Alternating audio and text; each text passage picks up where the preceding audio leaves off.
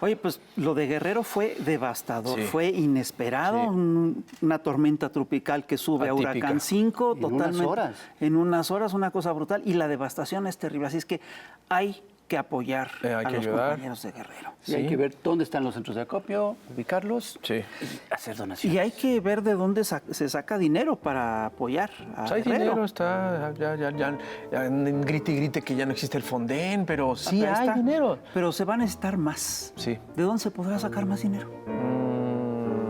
¿De dónde? ¿De dónde? Pues qué tal que de los fideicomisos. ¿Cuál es? Los del Poder Poder Judicial. Poder No, Judicial. esos no se tocan, man. Pues, ¿qué pasó? A ver. ¿No viste? No. Vamos a ver si se pueden tocar La o no. ministra Norma Piña Mira, dice sí. invitamos a alguien que nos puede. Mira, A ver, ¿a quién justamente- invitaste? Vanessa Romero. Bienvenida. Gracias por la invitación. ¿Cómo están? Hombre, ya teníamos rato de quererte invitar. De tener Adelante. Gracias. Bienvenida al Averno. Al Averno. Oye, pues Vanessa, qué gusto que estás acá. Y justamente que te queremos preguntar acerca de los fideicomisos del Poder Judicial. Sí. ¿Realmente los fideicomisos son justificables? ¿Qué son los fideicomisos? Explícanos qué son los fideicomisos. A ver, los fideicomisos del Poder Judicial, no me voy a poner técnica con cuál es el instrumento. Los fideicomisos del Poder Judicial que hemos estado discutiendo son cajas chicas, son ahorritos del Poder Judicial que se han venido formando en los últimos años, particularmente antes de 2018. Entonces, Los últimos años, ¿como cuántos son más o menos? no, pues la última década, los datos que tenemos es que la última década el Poder Judicial ha pedido a la Cámara de Diputados, encargada de los temas presupuestales, más dinero del que necesita y lo que le sobra, en vez de regresar a la Tesorería de la Federación, Como debiera. marca la ley para el Poder Judicial y para cualquier otro ente público, se lo quedaban y lo guardaban en fideicomisos. ¿Pero eso es legal? Eso es abiertamente ilegal. Eso es Abiertamente ilegal. A ver, ¿me ilegal. estás diciendo que la Suprema Corte, que la Corte está incurriendo en una cuestión ilegal de miles de millones de pesos? Y no solo este Poder Judicial, que no se vaya a decir que Claro. es en contra O sea, de ese Poder llevan Judicial, llevan años haciendo al menos eso. una década haciéndolo. A partir del 2018 esa práctica se disminuyó. De la presidencia de Saldívar hubo un uso más eficiente de recursos, eso también hay que decirlo, pero 2018 para atrás se empezaron a formar estos fideicomisos con 15,000 millones. Imagínense cuántos intereses les causan, ¿no? Les generan este dinero nada más ahí guardado. O sea, Pero pedían- 15,000 millones es casi lo del Fonden, ¿eh? Bueno, lo del Sí. fondo, lo Sí, que sí, hay del sí, fondo sí, para el... sí. Pedían una cantidad de millones, les daban menos, ellos exacto. ejercían todavía menos y la diferencia la guardaban. La en- guardaban. o sea, con La eso guardaban fondeaban y los la fideicomisos. etiquetaron con diversos nombres de fideicomisos, que ahí también está un poco más perverso, porque le ponen nombres que parecen una cosa esencial para el funcionamiento del Poder Judicial, nombre de seguro de desempleo, pensiones, cuando en realidad todos esos beneficios, 95% de esos beneficios se pagan con presupuesto presupuesto. ordinario. O sea, con ese dinero que año con año van pidiendo al Congreso. Entonces, también es una gran mentira la que nos están diciendo que la eliminación de los fideicomisos va a afectar derechos de los trabajadores.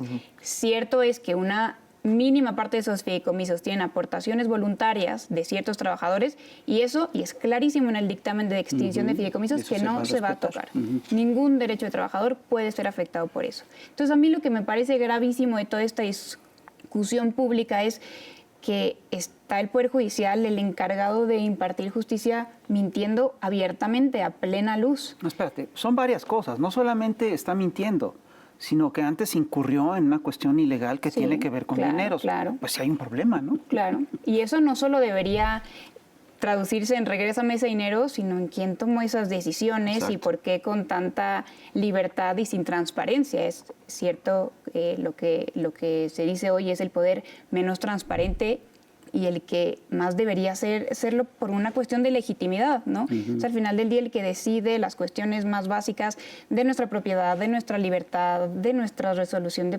conflictos entre partes, debería ser. Ah, pero lo que es increíble es que es un poder que tendría que basar su autoridad precisamente en su transparencia, en su claridad, en fin, en un apego actuar a la ley. recto. Exacto. Sí. Pero es un poder al que no está acostumbrado a rendir cuentas. Y la pregunta es esta: si no rinde cuentas en un asunto tan claro como el de los fideicomisos, ¿por qué tendría que rendir cuentas en su actuar, en sus decisiones, ¿no? Claro, y no solo rendir cuentas, en este caso es que está en el extremo opuesto y está difundiendo información falaz al público en general, a sus trabajadores, a los medios. Entonces, está un poco peor que no solo no rendir cuentas. Salió la semana pasada el oficial mayor de la Suprema Corte.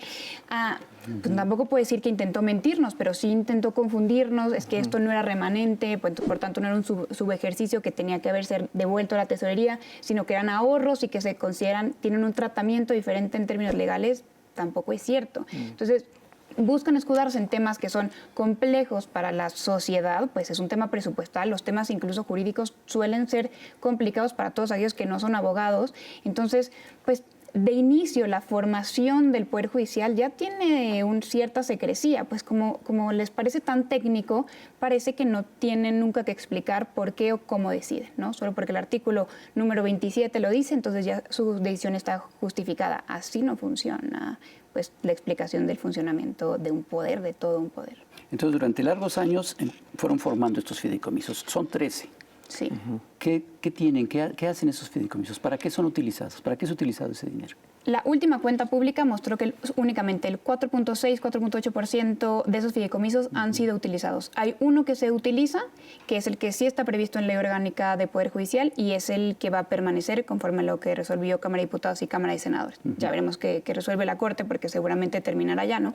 Pero hoy esos fideicomisos no se utilizan. No se utilizan. Y por tanto es falso, que va a afectar a trabajadores y también la impartición de justicia. Ese fue su primer argumento con el que intentaron salir al público, decir, es que esto, de por sí tenemos un mal sistema de justicia en el país, ahora me quitas 15,000 millones, pero 15,000 millones que no utilizas. Exacto.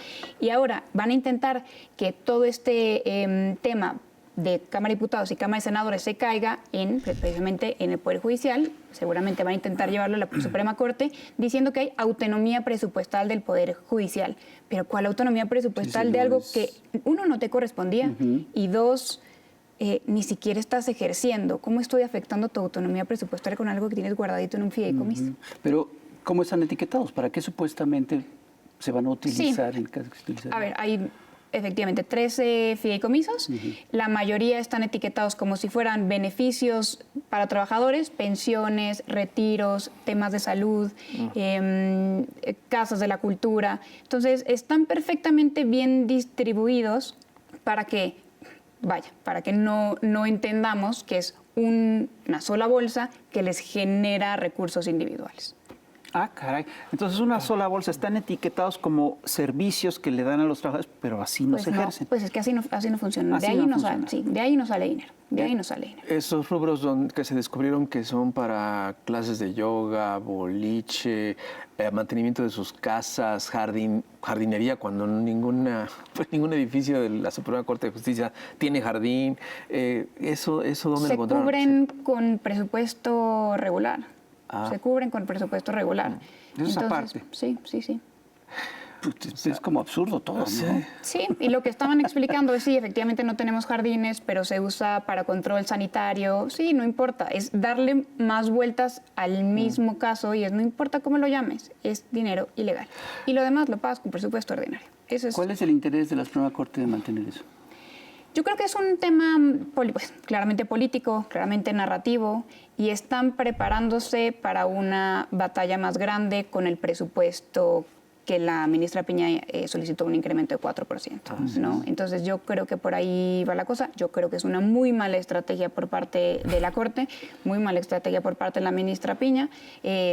Pues Sí, ha porque sido es bastante exhibir beligerante. los privilegios de una casta, pues, ¿no? Sí. Pues yo me pongo en sus zapatos. ¿Para qué peleas dinero que no utilizas? Te peleas tremendamente con el pueblo. ¿Para qué? Exacto. Esto es una batalla que yo creo que piensa que puede ganar. Yo creo que puede ser una visión del mundo. Detrás de esto está básicamente la idea de que el dinero es fundamental para el funcionamiento de la Corte, es decir, para el funcionamiento de la justicia. Sin mucho dinero no hay justicia, que es lo mismo que había con lo del INE. ¿No? El INE necesita miles de millones. La democracia es carísima. La democracia es carísima. Debe ser carísima. Sí, es decir, puede serlo, pero puede no serlo. Es Pero decir, además ha sido carísima. Las dos cosas han sido carísimas durante décadas Y y, muy no habían ineficientes. funcionado para nada. Y muy ineficientes. Y además, ahora acusan de que el Poder Judicial lo que quiere López Obrador es someter, o sea, quieren que el Poder Judicial se someta al Poder Ejecutivo, al presidente, cuando realmente durante décadas, efectivamente, el Poder Judicial se sometió al presidente. Ahora no. Y ahí nadie protestaba. Y no hace mucho, escuchemos las historias del ministro Saldívar sometido Sí. hasta violentamente por parte de Calderón. De Felipe no Calderón, hace mucho así tiempo. es. O el tiempo de Cedillo, cuando Cedillo elimina a todos los ministros de la Corte y pone por Así es. por un plumazo a los nuevos, nadie chistó. Nadie salió a Nadie- marchar, es decir, El Poder Judicial no se toca. son dos visiones del mundo, son dos proyectos de nación, son dos proyectos de ética. Fíjate, son dos visiones éticas que se están peleando. Una pide austeridad, distribución, tal, y la otra básicamente lo que plantea es hay que conservar los privilegios, tenemos derecho a esto. Norma Piña habló el otro día de que tienen que defender, los jueces tienen derechos. Sí tienen derechos, pero también tienen unos privilegios increíbles. Sí, no es lo mismo. Hay una equiparación entre los términos, no todos derechos son... Sí. Y además, cuando Norma Piña defiende lo que piden de presupuesto, incluso amenaza, ¿no? Diciendo, Sí. si no nos dan esto, Sus palabras fueron, van a sufrir los que menos tienen. Y además siendo eso falso, porque pues también poco se entiende que el los que Poder menos tienen Judicial... que... Sí, pero además poco se entiende que la justicia de la mayoría de las personas se entrega en primera instancia, en juzgados de primera instancia, en fiscalías locales, en comisiones de derechos humanos locales. No tiene que ver con el Poder Judicial de la Federación. Ella no le entrega todos los días justicia, sino a la gente que se ampara. Pues el Poder Judicial Federal es tremendamente importante, pero no es el que resuelve los problemas del día a día de todos nosotros. Van a sufrir los que menos tienen vergüenza. Así es, pero que no nos dé vergüenza hacer un corte comercial, no sin A mí antes sí me ver... pena un poquito. Un poquito, sí, a mí también me horrible los cortes, pero bueno, ni modo, son importantes. Vamos a ver a la chamuca Cintia Bolio y regresamos, no te vayas.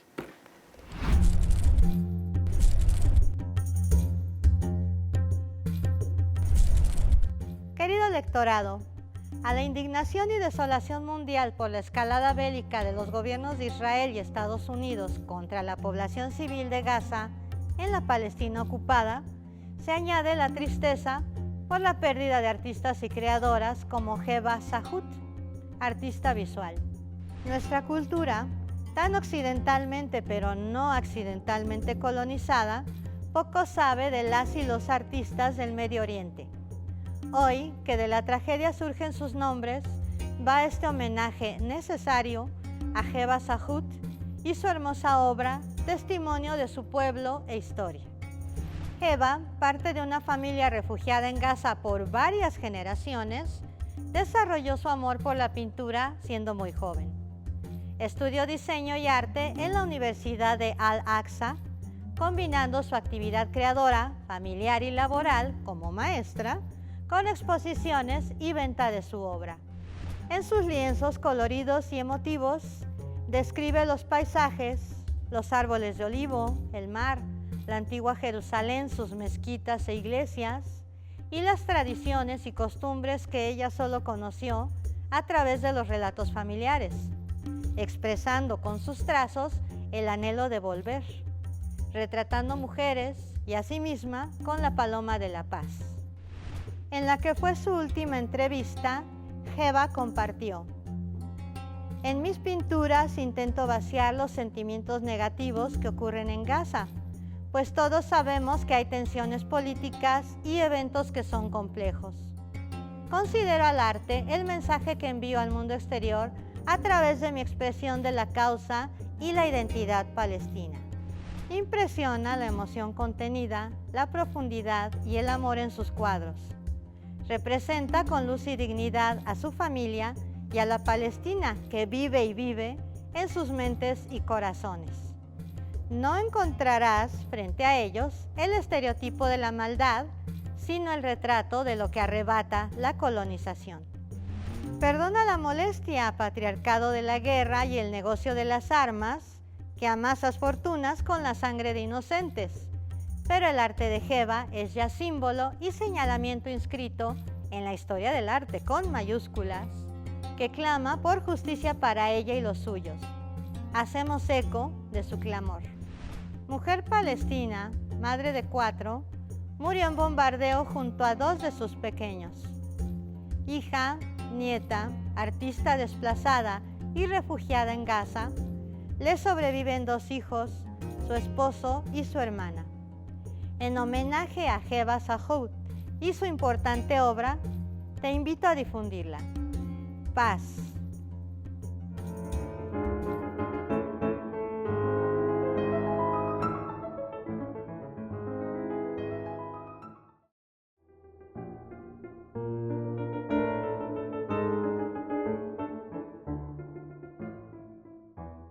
Y ya estamos aquí de vuelta con Vanessa Romero, abogada, y que nos estás explicando perfectamente lo que significa los fideicomisos y todo este rollo. Antes el juez no tenía quien lo juzgara. Ahora el pueblo lo está juzgando, nosotros lo estamos juzgando. Pero a mí me parece que puede ser un entuerto porque lo desconozco. Ya hay amenazas de amparos, el famoso, tremendo amparo que está súper corrompido.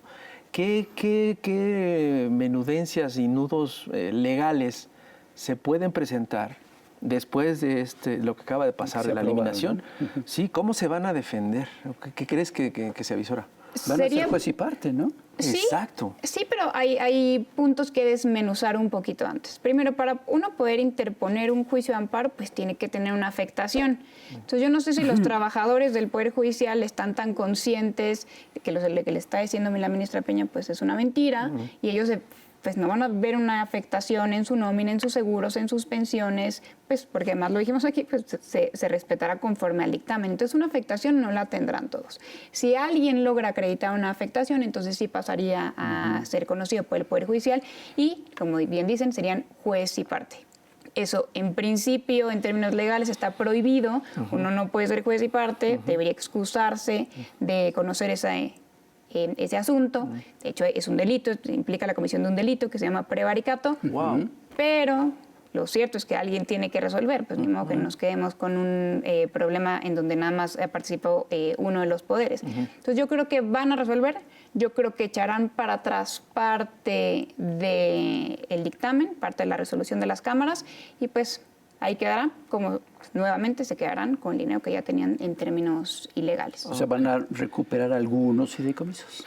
Yo creo que van a recuperar algunos fideicomisos y otro de los argumentos que están utilizando es que es bastante técnico, pero que el caso no tuvo que haber sido conocido por la Comisión de Cuenta Pública y Presupuesto, sino como por la Comisión de Justicia, pero como estamos platicando, pues no afecta en nada la impartición de justicia, la eliminación de esos fideicomisos ilegales. Pero yo sí creo que aquí va a haber varios juicios, ¿no? Es decir, aparte de los juicios de amparo, hay un juicio ante opinión pública. Exacto. Y yo sí creo que el juicio, los amparos a favor de los fideicomisos, yo creo que los van a ganar en la Corte, porque ellos son los que van a dictaminar.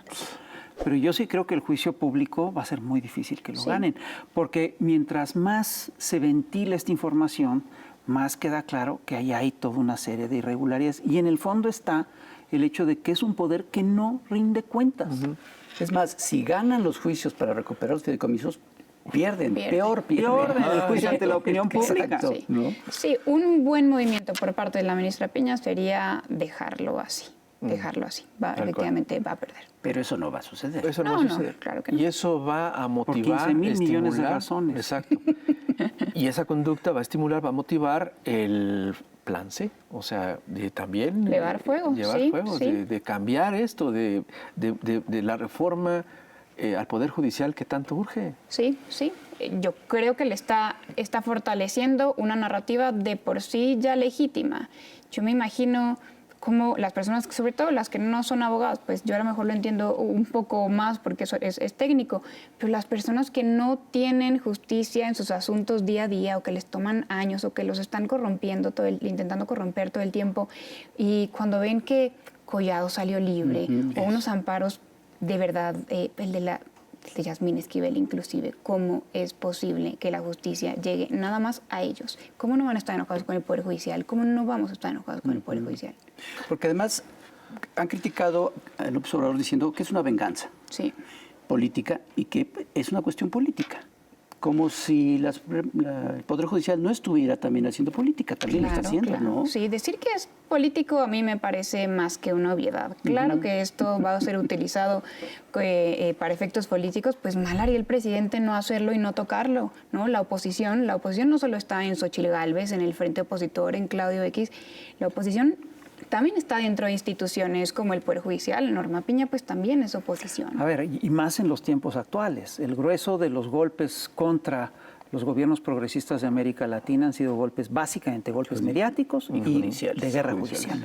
Entonces, por supuesto que eso se toca. Sí, y será muy interesante ver cómo se desarrolla el Plan C, porque hasta ahora solo hemos escuchado con gran popularidad la elección de ministros de la Corte pues, por parte del gran electorado, pero también hay otras partes interesantes y un poco quizá más técnicas, pero la separación, por ejemplo, de la Suprema Corte de Justicia de la Nación del Consejo de la Judicatura Federal, que la reforma O sea, de que Cedillo... no sea la misma persona la que Claro, ahí tienen un encabece los puentecito. dos. Exacto. Entonces, quien revisa la Suprema Corte es el mismo titular de la Suprema Corte. O sea, Norma Piña revisa lo que hace Revisa Norma Norma Piña Piña, y sí, dice, sí, lo sí, que está sí. haciendo Norma Piña está bien. misma. Sí, y eso no es Firma ningún... Norma Piña. Una felicitación, sí. Un sellito de buena conducta. Exacto. Y a ver, y eso no es ningún capricho, ni del presidente, ni de Morena, ni del pueblo. Eso ha sido inclusive una recomendación internacional que nos Sí, han hecho a digo, México. Y es que es de esto es sentido ridículo. común. Además hay una cosa que es chistosa, porque este Poder Judicial de repente saca unas resoluciones que son muy curiosas, porque de repente dicen, lo que quiso decir el Poder Legislativo es tal cosa. Es decir, ¿cómo es que tiene esa atribución el Poder Judicial que no puede decir el Poder Legislativo lo que quiso decir y que no están ahí sus documentos para decir lo que quiso decir? ¿Por qué el Poder Son los Judicial? contrapesos, es que no lo entienden.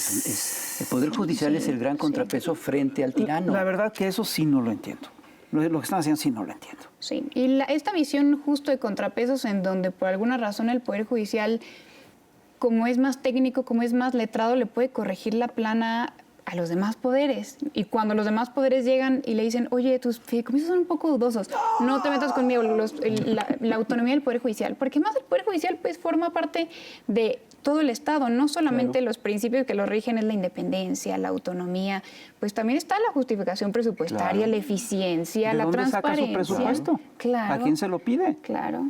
O sea, el poder, ya ves que dicen, ¿no? Al poder se le critica, al poder se le cuestiona, al poder ejecutivo y al poder legislativo, pero no toques al poder Sí. judicial, Ni al de los Sí. medios, ni al de los mismos. Pero hablando de los tres poderes, ¿no? de los formales. Claro. Pero bueno, hermoso que ahora vamos a poder tocarlo a través de la vía democrática. No vamos a volver a hacer lo que sí hizo Cedillo, por ejemplo, ¿no? Hay un acuerdo en lo oscurito a finales del año, el 31 de diciembre, firmado para que el 1 de enero salieran los ministros. Hoy se está discutiendo abiertamente, con sus mentiras, eso con es sus interesante falacias. y poca gente lo recuerda. ¿Qué hizo Cedillo? A ver, Cedillo Cedillo llega al poder. Cedillo no está contento con los ministros que habían nombrado sus predecesores, ¿no? Y en una noche, en 3 días de discusión, pero en una noche, 31 de diciembre, saca un decreto que extingue al Poder Judicial, a la Suprema Corte, como lo conocíamos, a la Suprema Corte como la conocíamos. Todos esos ministros que teníamos los retira y nombra nuevos.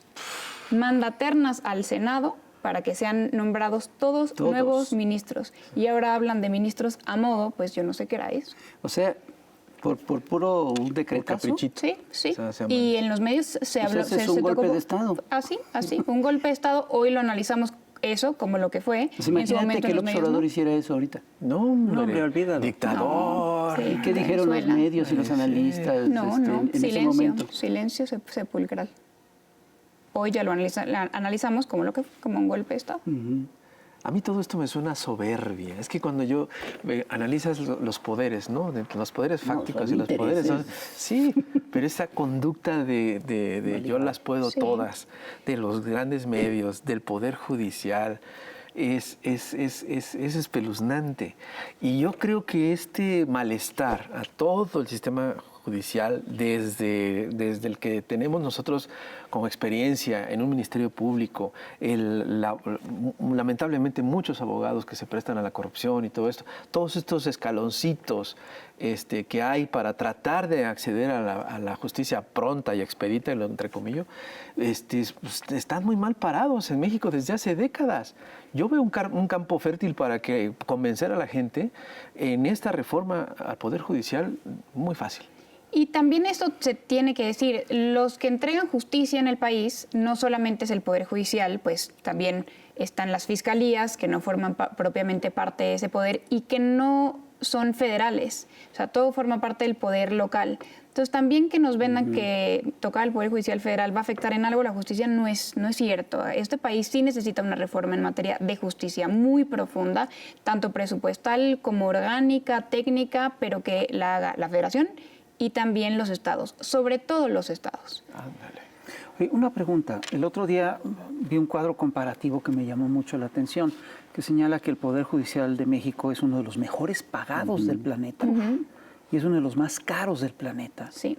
Pero no es uno de los más confiables, ¿verdad? No, ni de los más O eficientes. efectivos, Este es un análisis muy interesante que hizo hace unos años Magaloni, Ana Laura Magaloni, y muestra cómo en todos los países desarrollados en materia de justicia se gasta más en Poder Judicial local, de nuevo, que es el que entrega justicia, que en el federal. Y en aquí el es al nuestro la revés. pirámide está invertida. Seguimos aquí en Chamoco TV, ahora en YouTube, y estamos con Vanessa Romero, que nos está dando una cátedra sobre el Poder Judicial.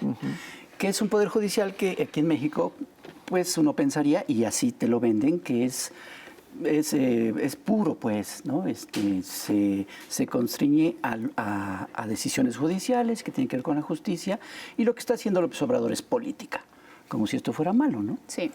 Pero Como si también ellos no lo hicieran. Exacto, a eso voy, porque en el Poder Judicial también se está haciendo política. Yo siento que la derecha, la oposición, se ha estado tratando de refugiar en ciertos sectores, ¿no? No les funcionó, los partidos políticos están muy desprestigiados, entonces se refugiaron en la prensa o en los medios, básicamente en el Reforma, se metieron todos a meter al Reforma, tampoco ya les funcionó, se fueron a meter al INE, tampoco ya les funcionó y ahora se fueron a meter al Poder Judicial, ¿no? Cierto, y por diseño yo creo que está funcionando así el Poder Judicial y funciona así en la mayor parte del mundo. Como el Poder Legislativo y el Ejecutivo son electos por el voto popular y el Poder Judicial no, entonces es el poder que más se tarda en ir cambiando de ideas. Eso por un lado. Es conservador por naturaleza. Es conservador por naturaleza. De ideas y de figuras. Sí. A ver, y lo han platicado aquí, hay otros órganos que también se tardan mucho en cambiar, el servicio exterior, por ejemplo, pero bueno, Poder Judicial es casi que por antonomasia el que más tarda en cambiar. Porque además los abogados, por formación, somos mucho más conservadores, aprendemos derecho a través de casos particulares. Entonces, nuestra formación no es tan social. La verdad es que en las escuelas de derecho, al menos hasta donde yo me quedé, no hay una formación contextual de la sociedad en la que te estás formando. Es mero estudio de leyes como si fueras un autómata.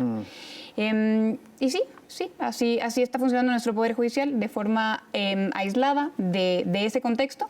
Y también otro factor importante son los abogados. Los abogados que pues, se han visto beneficiados como operadores del sistema jurídico, como los únicos que entienden el sistema jurídico y no tienen ningún interés en que cambie, ¿no? Y también en nuestro país no existe colegiación obligatoria de los abogados o la colegiación también quizás sería problemático porque crea un coto de poder, pero como decíamos, el Consejo de la Judicatura, muy tomado por parte del Poder Judicial, por la Suprema Corte, tampoco está funcionando para revisar el funcionamiento de los abogados. No hay una revisión, un revisor ético. Eso. Sí, los abogados simplemente estudian 4 o 5 años de derecho, son abogados y pueden representar a quien sea sin ninguna consecuencia en su actuar. Perdón, voy a tocar un tema que tal vez sale de contexto, pero es la lógica de que al final de cuentas todo es un negocio, la abogacía la ley es un negocio, la abogacía es un negocio. Es el universo de Better Call Saul, ¿no? Sí, al final de cuentas, es decir, por eso fue tan importante esa serie, porque te revela cómo realmente si eso se convierte en un negocio, se vilifica todo. Sí. Hay un suplemento que suele sacar Reforma de los mejores despachos del país. Si por alguna razón se lo encuentran en algún momento, le dan una ojeada y eso parece que los abogados son superestrellas, o sea, tienen unos despachos gigantescos, están sumidos en esta lógica, sí, capitalista, en donde la justicia es un negocio y no les quiero contar lo que cobran, o sea, ellos cobran por cada hora de trabajo $250 por pasante, $300 por abogado, $450 por el socio fundador. Son unos precios ridículos para un país que tanto nos estamos sufriendo porque no tiene justicia. Pues ¿cómo vamos a tener justicia con abogados que no les importa entregárselas a los que la necesitan, sino a los que están dispuestos y pueden pagar por ellas? O sea, la justicia es de quien la puede comprar. Sí, eso ya de entrada no es justicia. Sí, no es justicia. Si la justicia es de quien la puede comprar, eso ya es injusto. Sí. Y que esos abogados difícilmente se van a encargar de asuntos de lo familiar, de asuntos penales, de temas de prisión preventiva oficiosa. Siempre van a haber asuntos tremendamente sofisticados, ¿no? Telecomunicaciones, competencia económica, derecho minero, pues, ¿en dónde está el dinero? Y está el tema del lenguaje, ¿no? El lenguaje, lo que decía David Bach, lo que dice en su libro de Ternuritas, ¿no? Quien reconoce o rescata la importancia que le ha dado el presidente Andrés Manuel al lenguaje, a que todos entendamos, a bajar de las nubes esos discursos narrativos, rimbombantes, que no se entienden, para que todos entendamos en todos los campos, que todos la entendamos. Politización, o sea, creo que nunca, como en este sexenio, había estado tanta gente interesada en lo que sucede. Por ejemplo, lo que sucede ahora en la Suprema Corte, ¿no? Como en un tiempo muy interesados todos en lo que sucedía en el Tribunal Electoral del Poder Judicial, ¿no? Sí hay este interés ya de la gente en saber, ¿no? Antes ni siquiera sabían quiénes eran los ministros, ¿no? Claro, y ese es el gran logro de hacer la vida pública cada vez más pública. El tema es que qué pasa con la vida privada, que se rige por este tipo de resoluciones de este tipo de jueces, que sí, los abogados y los jueces utilizamos lo que llamamos abogañol, que es un lenguaje absolutamente técnico en donde nadie entiende nada, ¿no? O tiene que si tiene sus orígenes en el latín, que si es una cosa procedimental. La cosa es que, ¿de qué serviría inclusive que las sentencias fueran un poco más públicas si nadie les entendería absolutamente nada? Tiene por ahí la Suprema Corte una métrica de cuántas sentencias comunica o publica, pero pues ¿de qué sirve? Es como la caligrafía de los médicos, ¿no? Sí, claro. Es como el idioma tecnocrático de los economistas, ¿no? Es decir, Carstens llegaba y te echaba un rollo tecnocrático, quién sabe qué, y al final de cuentas lo que te va a decir, no te vamos a subir el salario. ¿Y el idioma neoliberal cómo se llama? El neoliberales. Es bonito.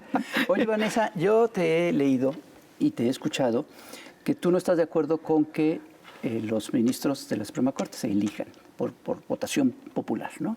Te lo leí en Sentido Común y te lo he escuchado.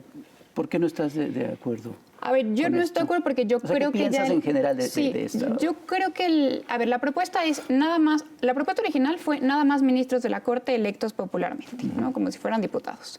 Después ya se ha ido ampliando un poco el espectro, a lo mejor que si serían jueces, pues está ahí la discusión. Yo no estoy de acuerdo con que los ministros, no me refiero a ellos, sean electos popularmente porque ya hay un método democrático de elección de alguna manera en donde participan los otros dos poderes. El presidente le propone la terna al Senado y de ahí los eligen. Entonces yo creo que ya ahí hay un método pues, democrático y que además protege que sean perfiles moderadamente técnicos. Pues tú si quieres que llegue un abogado con cierta carrera judicial, con cierta experiencia en jurisprudencia para que llegue a resolver, ¿no? Ahora bien, yo creo que estamos caminando cada vez más por culpa del Poder Judicial mismo hacia el plan C. Yo creo que cada vez eso es más irreversible y si me lo preguntan, ¿se nos va a caer el México democrático por eso? Tampoco lo creo.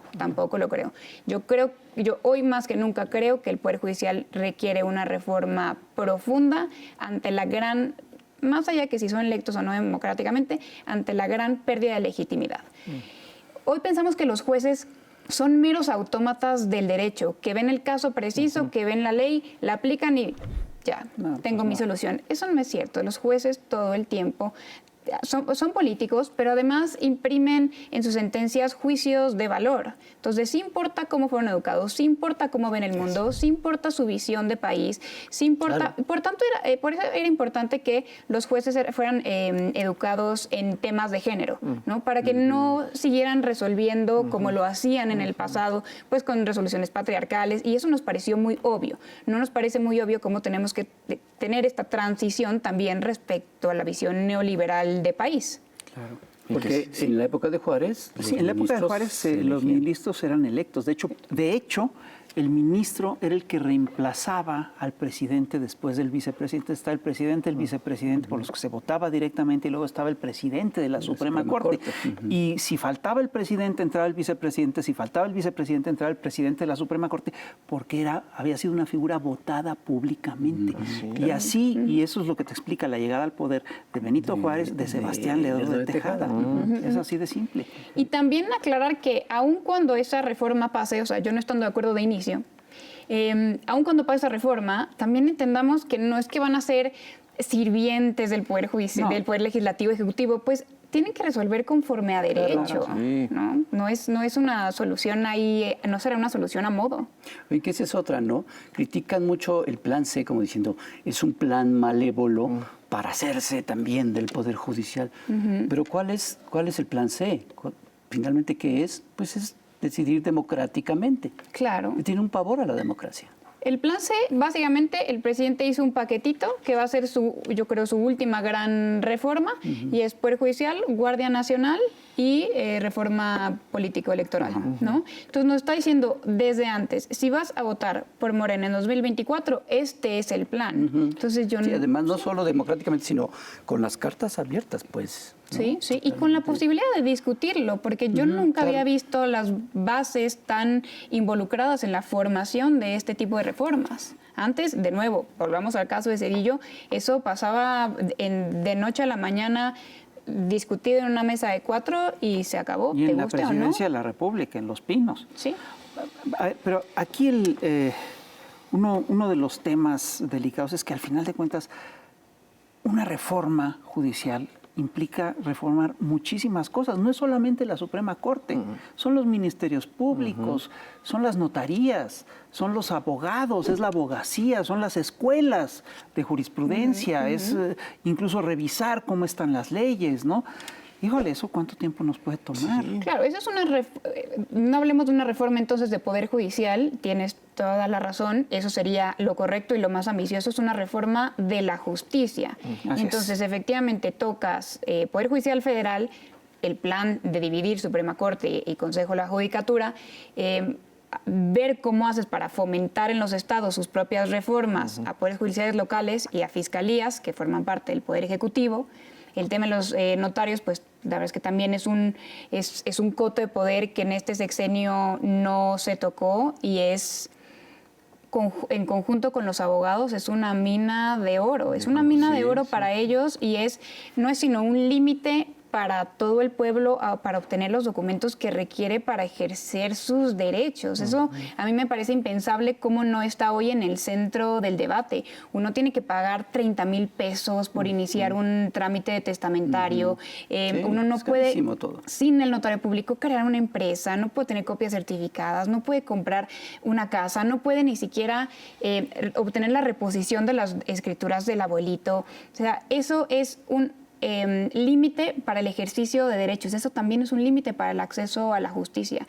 Y eso creo que también debería venir en este plan. Por eso todos los gobernadores, antes de dejar la gobernatura, le daban a todos sus cuates una notaría. Todas las notarías, sí, ¿no? porque además ni siquiera tienes al abogado más talentoso ahí, tienes al que mejor parado está, al que mejor fue cuate el gobernador, salvo en la Ciudad de México, que hay algunas excepciones, no se concursa en el resto de la República la notaría. O sea, yo tenía entendido que era uno de los concursos más duros y más difíciles. En Ciudad de México así lo es, en la mayoría de los estados no. Y ese es otro de los problemas para terminar con ese coto de poder, que cada estado tiene su colegio de notarios, cada uno tiene su regulación, entonces desde el nivel federal difícilmente puedes acabar con ellos con una mera reforma. Oye, recientemente el ministro Saldívar se hizo una reforma con él. ¿En qué consistió esa reforma? La reforma fue mayormente administrativa, diría que fue orgánica hacia el interior del Poder Judicial Federal, fue importante, pero no tocó nada hacia el exterior. Todo fue en materia de derechos de los trabajadores, en materia de equidad de género, nepotismo. Vaya, era un tema necesario, pero no cambió nada de cara a los que vemos a la justicia desde fuera. Entonces, ¿qué tan cierto es que, claro, López Obrador, como estaba su cuate Saldívar, entonces no le importó, pero ahora que está Norma Piña, que es su opositora... Es otra falsedad, porque primero durante la presidencia del ministro Saldívar hubo también muchas resoluciones en contra del Ejecutivo, en contra del Legislativo. Es más, yo me atrevería a decir, pues no traigo números, pero yo me atrevería a decir que hubo más que en lo que va de la administración de Norma Piña, y también porque el ministro Saldívar, bien lo dices, con esta reforma, pues sí tocó puntos importantes del Poder Judicial, pues que le importan al presidente y que nos importan a todos: nepotismo, corrupción, educación en equidad de género. Entonces, yo creo que Saldívar hizo lo que necesitaba por ambos frentes.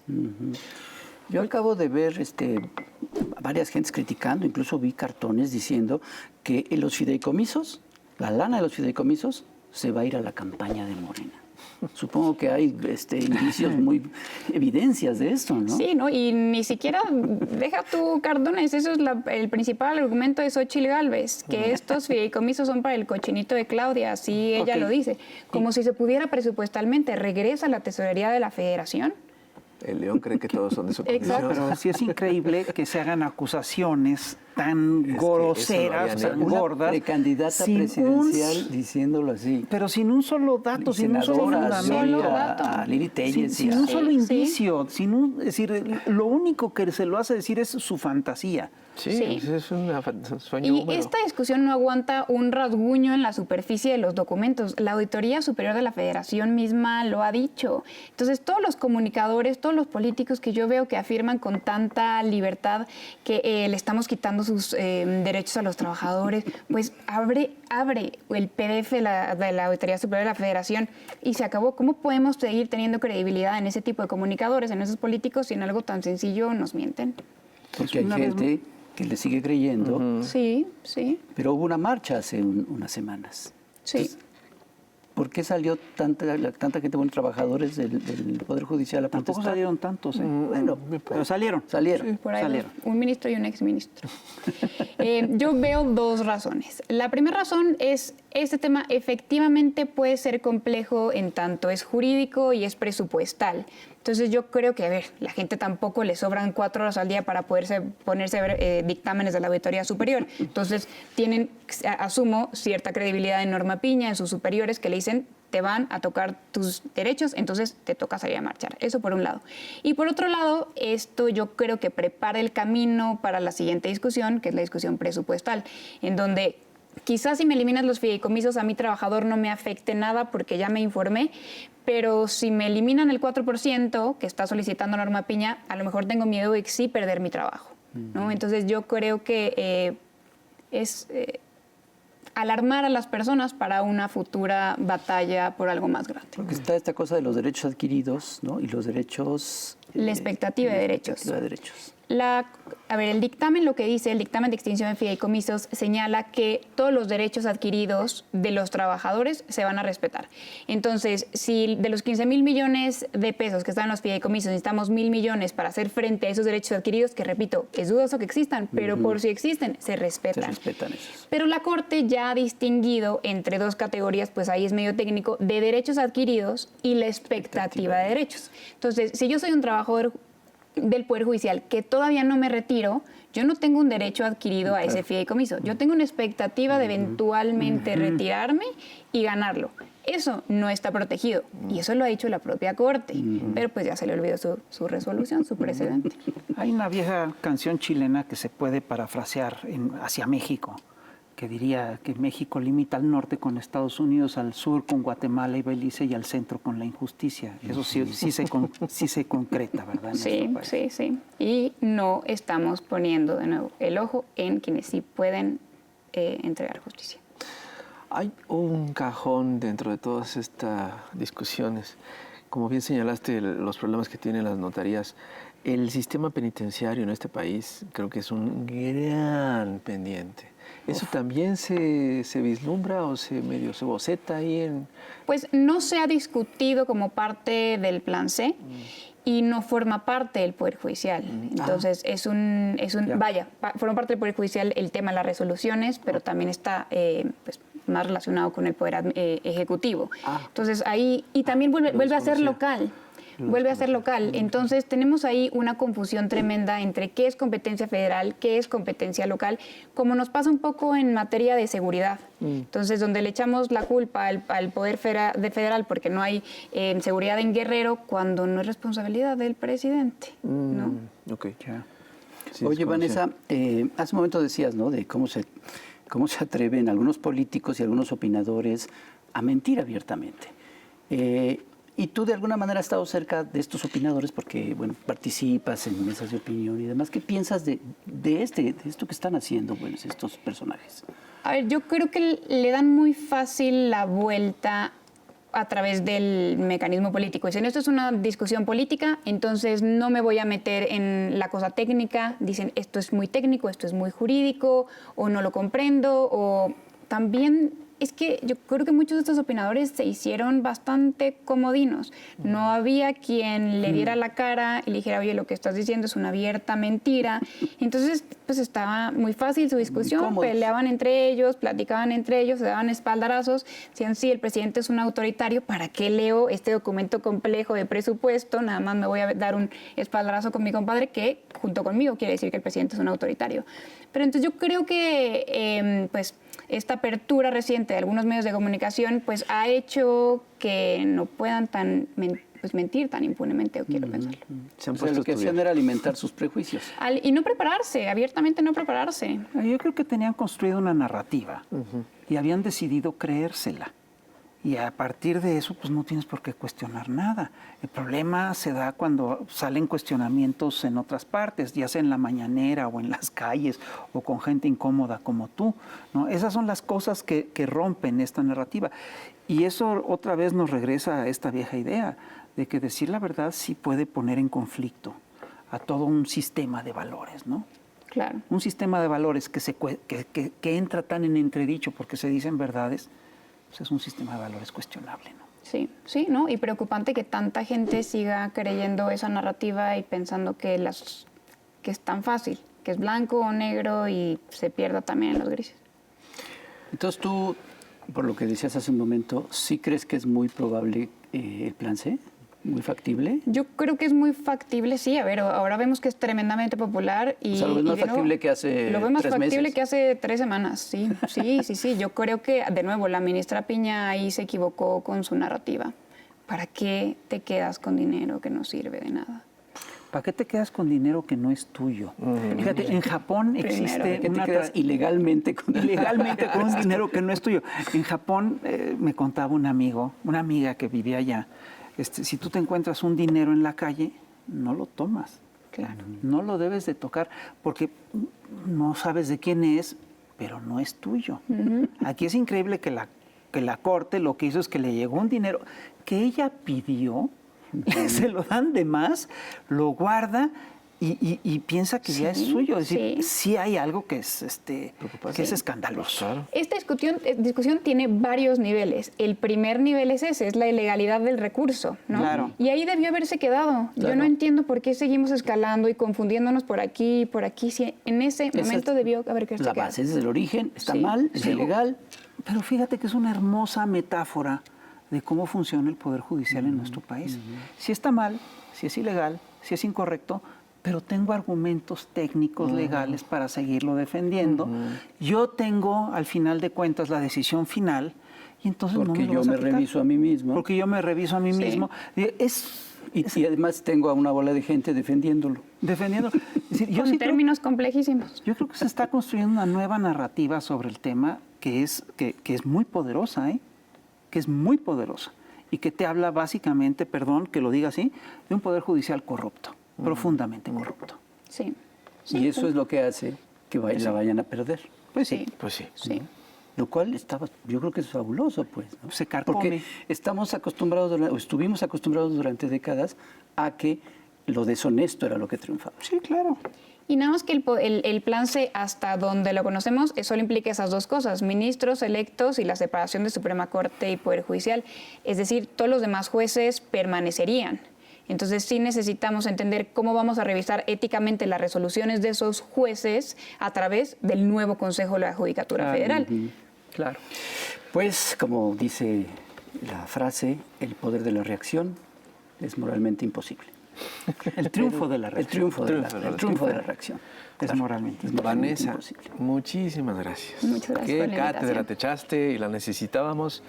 Y hay que seguir discutiendo sobre esto. Sí, que se hable con la Muchas verdad, que se gracias. discuta con la verdad. Esperemos que no sea la última vez. Sí. Espero que nos viendo aquí en el Averno. Muchísimas Siempre gracias. eres bienvenida.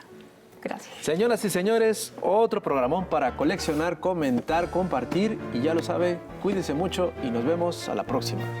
Ay, chamuco. cuídese. Bye. Gracias. Ay, chamuco, no te rajes.